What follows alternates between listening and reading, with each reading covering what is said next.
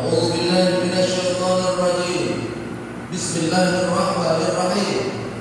يا أيها الذين آمنوا اتقوا الله وقولوا قولا سديدا يصلح لكم أعمالكم ويغفر لكم ذنوبكم ومن يطع الله ورسوله فقد فاز فوزا عظيما. صدق الله العظيم. صدق الله العظيم. ثم صدق الله العظيم. ونحن على ذلك من الشاهدين والشاكرين والحمد لله رب العالمين. أيها الحاضرون الكرام، اتقوا الله اتقوا الله اتقوا الله حق تقاته ولا تموتن إلا وأنتم مسلمون. Ma'asyiral muslimin, jamaah Jumat Masjid Nurul Huda yang dimuliakan oleh Allah Subhanahu wa taala. Bersyukur kita kepada Allah dengan ucapan alhamdulillahirabbil alamin. Banyak nikmat, banyak karunia Allah. Andai laut dijadikan tinta, dedaunan dijadikan kertas untuk menghitung nikmat Allah dari nikmat yang terbesar sampai nikmat yang terkecil, apa kata Allah di dalam Al-Quran? Wa in ta'uddu ni'matallah la tuhsuha. Jikalau engkau manusia, kata Allah, hendak menghitung nikmat yang telah kami berikan, sungguh kalian tidak akan sanggup. Maka yang layak, yang patut, yang harus kita lakukan adalah berucap dengan lisan alhamdulillahirabbil alamin. Segala puji bagi Allah Tuhan semesta alam. Banyak perintah Allah, mari sama kita kerjakan, kita tingkatkan, dan banyak pula larangan-larangan Allah Subhanahu wa taala, mari sama pula kita tinggalkan. Dengan demikian, mati kita meninggalkan dunia ini membawa iman dan takwa kepada Allah Subhanahu wa taala. Wa tazawwadu fa inna khairaz zadi taqwa. Dan berbekallah kamu, karena sebaik-baik bekal pulang menghadap kepada Allah Subhanahu wa taala adalah takwa. Yang kedua, selawat beriringkan salam, berdaunkan iman, tak jemu dan tak bosan. Mari senantiasa kita basahi bibir kita untuk mengucapkan selawat kepada paduka alam Nabi besar Muhammad sallallahu alaihi wasallam dengan mengucapkan Allahumma shalli wa sallim wa barik alaihi. Mudah-mudahan kelak kita diakui sebagai umatnya di yaumul mahsyar.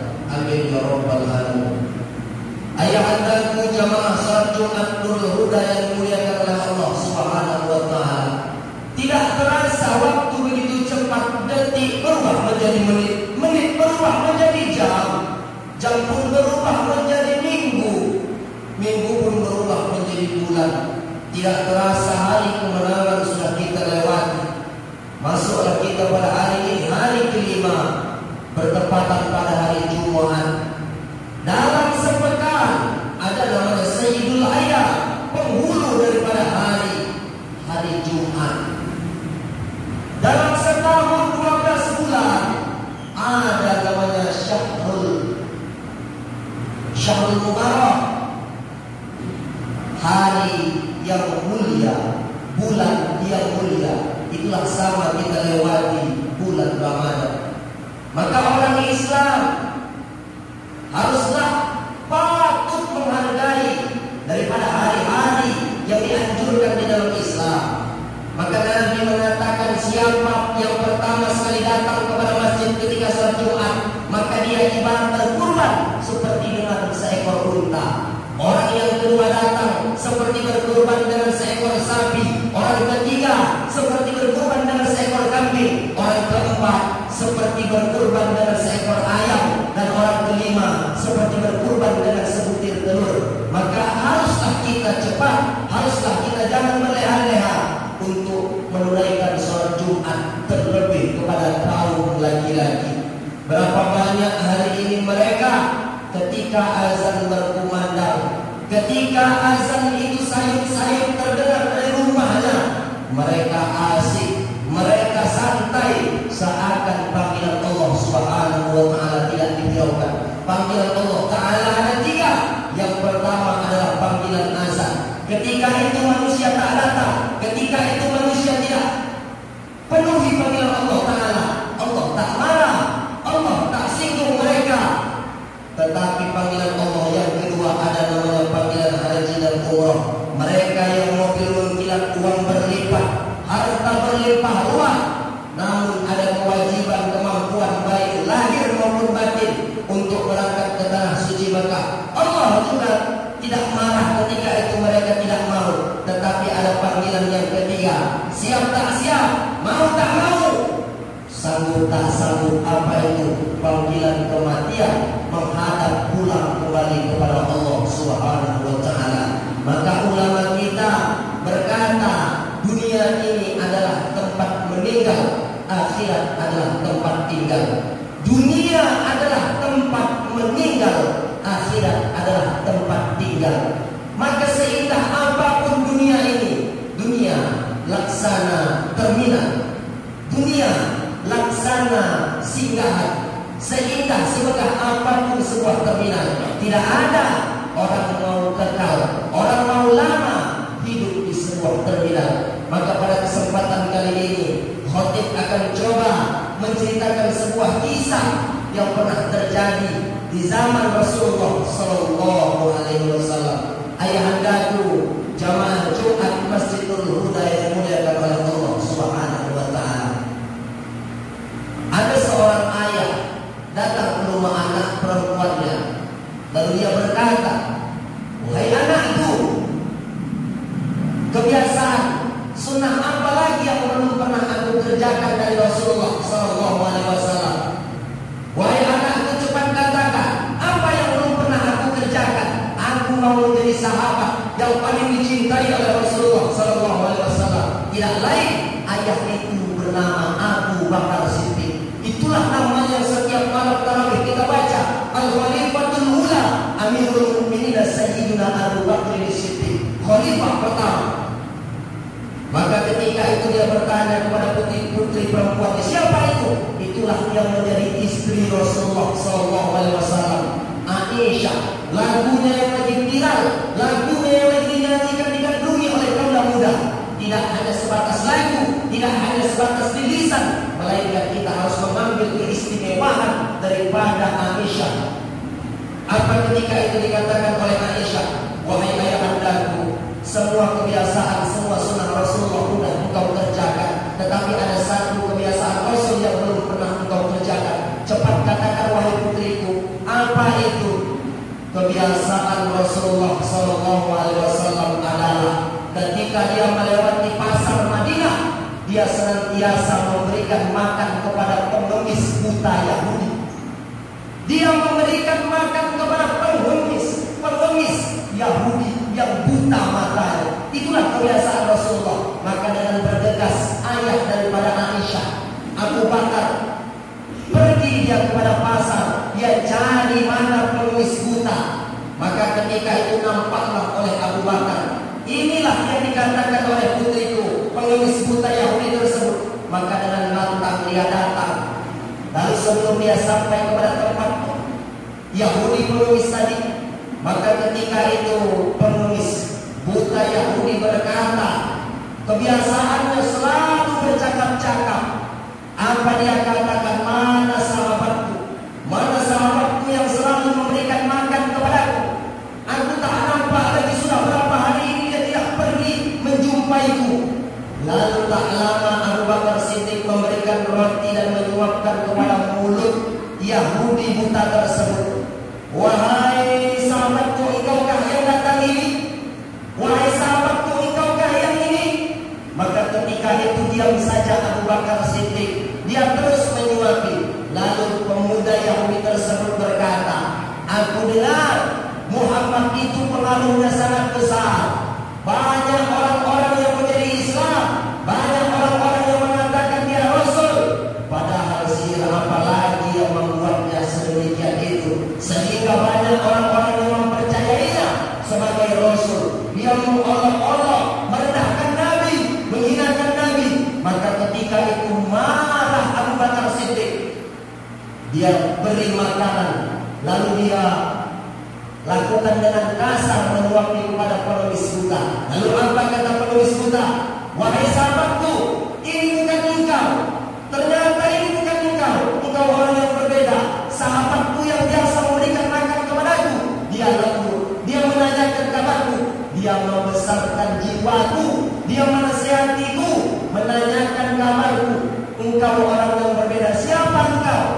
Abu Bakar Siddiq berkata, memang benar, aku bukan orang yang engkau maksud. Aku adalah sahabat yang selalu memberi makan kepadamu.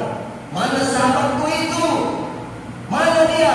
Lalu apa kata Abu Bakar Siddiq? 2 hari yang lalu dia telah meninggalkan dunia ini. Dia telah wafat. Menangis pengemis buta Yahudi tadi mendengar perkataan ini. Kenapa begitu cepat orang yang baik meninggalkanku? Aku lebih mencintai walaupun dia bukan saudaraku. Aku lebih sayang kepada sahabatku itu. Jangankan dia, orang yang lebih dekat kepadaku, aku lebih cinta kepada sahabatku itu. Mana dia? Bahkan namanya saja pun aku tak tahu. Di mana rumahnya? Lalu apa kata Abu Bakar Siddiq? Dia itu adalah Muhammad Sallallahu Alaihi Wasallam. Tercengang yang dibuka tersebut. Lalu ketika itu dia bersyahadat kepada Abu Bakar Siddiq dan sahlah dia menjadi seorang Islam. Kenapa? Rasulullah menunjukkan kasih sayang walaupun dia beragama Yahudi, tidak seakidah dengan kita. Hari ini kita bersaudara, hari ini kita bertetangga. Tetangga kita bukan non-muslim, tetangga kita seiman seakidah, menyembah Allah. Qul, katakan Muhammad, Allahu ahad. Allah itu esa, Allah itu tak berbilang, Allah itu tunggal. Berapa banyak hari ini kita tetangga dengan tetangga, teman sejamaah, teman seperwiritan. Terkadang pun kita mau tidak cakapan. Apalah artinya puasa, apalah artinya menahan lapar dan haus. Ketika itu kita pun tak dapat membendung amarah, tak dapat saling memaafkan. Ingat apa kata Nabi? Man kana yu'minu billah wal yaumil akhir falyukrim dhaifah. Siapa yang beriman kepada Allah dan hari akhir, hari kiamat, hendaklah dia memuliakan tetangganya. La yu'minu ahadukum, tidak dikatakan seorang kamu beriman kepada Allah Subhanahu wa taala hatta sampai kamu hatta yuhibbu li nafsi, sampai engkau mencintai saudaramu ma yuhibbu li akhi yuhibbu li nafsi, sampai engkau mencintai saudaramu sama seperti engkau mencintai dirimu sendiri. Begitulah agaknya. Maka dengan puasa yang kita kerjakan 30 hari melatih kita dan tidak minum, tidak makan. Dengan demikian kesalahan, kekhilafan yang pernah kita lakukan dengan tetangga, andai orang sanak saudara, maka di hari yang baik, di hari yang fitri ini Syawal, maka hendaklah kita berlapang dada. Orang yang meminta maaf tidak membuat orang itu hina, tidak membuat orang itu rendah, dan orang yang memaafkan tidak menjatuhkan harkat martabatnya, melainkan mulia di hadapan Allah Subhanahu wa taala. Marilah kita senantiasa dekat dan mencontoh teladan dari Rasulullah sallallahu alaihi wasallam. Laqad kana lakum fi Rasulillah uswatun hasanah. Telah terdapat di dalam diri Rasulullah, di dalam ajaran Rasulullah, suri teladan yang baik. Maka sebaik-baik qudwah, contoh adalah Rasulullah sallallahu alaihi wasallam. Mudah-mudahan kita jamaah Masjidul Huda dan sekitar daripada masjid ini dapat menjadikan Rasulullah sebagai suri teladan, contoh yang baik. Ingat, orang tua punya anak, punya cucu, kelak kita akan diminta, akan dihitungkan atas apa yang kita punya, atas apa yang kita pimpin. Kalau presiden diminta mempertanggungjawabkan negaranya, bupati kabupatennya, wali kota-kotanya, kepala desa-desanya, kita tidak menjadi pemimpin negara, kita tidak menjadi pemimpin di kabupaten, tetapi setidaknya anak, istri, keluarga, kitalah yang menjadi kepala rumah tangganya dan kita menjadi pemimpin. Kulu ulaika kana anhu mas'ula. Semua itu akan disoal, akan ditanya di hadapan Allah Subhanahu wa taala, dan satu pun tidak terlepas daripada perhitungan Allah Subhanahu wa taala. Setiap kita akan pulang, tidak pun terkena penyakit corona, tidak pun terkena virus yang lagi viral sekarang ini, COVID-19. Semua kita akan pulang, semua kita akan kembali. Berapa banyak hari ini mereka yang ketakutan, panik. Tetapi kalau Allah Subhanahu wa taala mengatakan, engkau belum ajalnya, engkau belum waktunya, semua tidak akan bisa datang. Fa idza jaa ajaluhum la yastakhiruna sa'ah wa la yastaqdimun. Apabila telah tiba ajal seseorang, tidak bisa dimundurkan sesaat pun dan tidak bisa dimajukan sesaat pun. Semua sudah diatur, semua sudah ditetapkan di dalam Lauhul Mahfuz. Senada firman Allah di dalam surah Al-Hadid ayat 22, apa kata Allah? Ma asaba min musibatin fil ardi wala fi anfusikum illa fi kitabin min qabli an nabraha. Tidaklah musibah yang menimpa di bumi menimpa kepada kamu manusia, melainkan semua sudah Allah program, sudah Allah tetapkan di Lauhul Mahfuz, kitab induk. Bahkan daun yang kecil pun dia jatuh, semua itu dengan izin Allah Subhanahu wa taala. Terpenting ada ikhtiar sebelum kita berserah kepada Allah Subhanahu wa taala. Apa itu?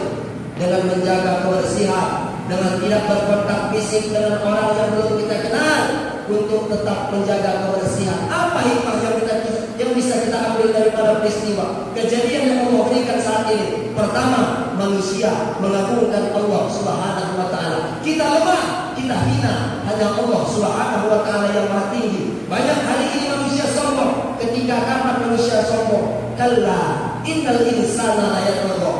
Tidaklah sesekali manusia itu akan sombong. Ketika kapan? Ar-ra'ahu istaghna. Ketika manusia merasa cukup, ketika manusia merasa dirinya kuat. Padahal yang maha cukup, yang maha kuat adalah Allah Subhanahu wa taala. Mudah-mudahan khutbah yang singkat ini dapat menambah iman dan takwa kita kepada Allah Subhanahu wa taala, untuk senantiasa dekat dan dekat kepada Allah Subhanahu wa taala. Ingat, gelap tidak bisa dilawan dengan gelap. Benci tidak bisa dilawan dengan benci. Benci harus dikalahkan dengan cinta. Kegelapan harus dikalahkan dengan yang namanya cahaya. Begitu juga di dalam kehidupan ini. Andai hidup kita susah, andai hidup kita tak pernah bahagia, jangan pernah tinggalkan sholat, jangan pernah jauhkan diri dari masjid. Karena yang gelap harus jumpa kepada yang terang, dan yang benci harus berjumpa dengan kebahagiaan, agar semuanya sesuai dengan yang Allah ciptakan. Langit dan bumi, surga dan neraka, semua kembali kepada kita.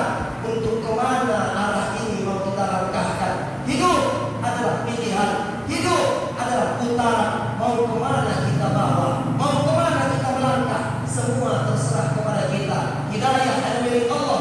Sehebat apapun ulama, sehebat apapun tuan syekh guru yang memberikan kepada orang tersebut, kalau hidayah tak masuk kepada hatinya, takkan sampai. Ingat bagaimana Rasulullah punya paman yang melindunginya, yang selalu menasihatinya, tetapi sampai akhir pamannya pun dia tidak mengucapkan kalimat la ilaha illallah. Maka yang harus kita lakukan adalah berdoa kepada Allah.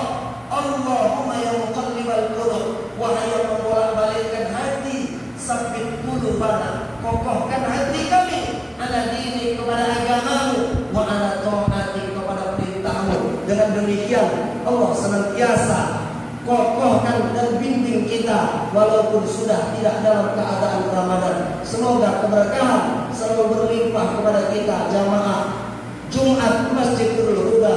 Amin amin ya rabbal alamin. Barakallah li wa lakum fil Qur'anil azim wa nafa'ani wa iyyakum bima fihi min al-ayati wa zikril hakim wa taqabbal minni wa minkum tilawatahu innahu huwal ghafurur rahim.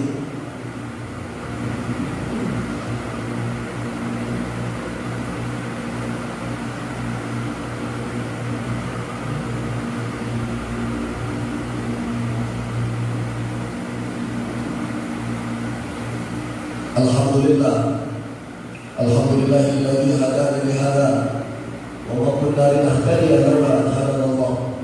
Asyhadu an la ilaha illallah ya dzal jalali wal ikram wahdahu la syarika lah wa asyhadu anna Muhammadan abduhu wa rasuluhu alladzi la nabiyya ba'dahu.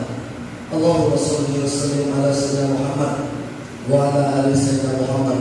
Wa qala Allah ta'ala fi kitabihil karim wa huwa asdaqul qa'ilin wa bi qawlihi yahdil muhtadin. A'udzu billahi minasyaitonir rajim. Inna Allaha wa malaikatahu yusalluna 'alan nabi ya ayyuhalladzina amanu sallu 'alaihi wa sallimu taslima. Allahumma shalli wa sallim wa barik ala sayyidina Muhammad wa ala alihi tabi'in wa man tabi'ahum bi ihsan ila yaumiddin. Warḍa 'anhum bi rahmatika ya arhamar rahimin. Allahumma ighfir lil muslimina wal muslimat wal mu'minina wal mu'minat al ahya'i minhum wal amwat innaka 'ala kulli shay'in qadir. Allahumma ansur al-islam wal muslimin.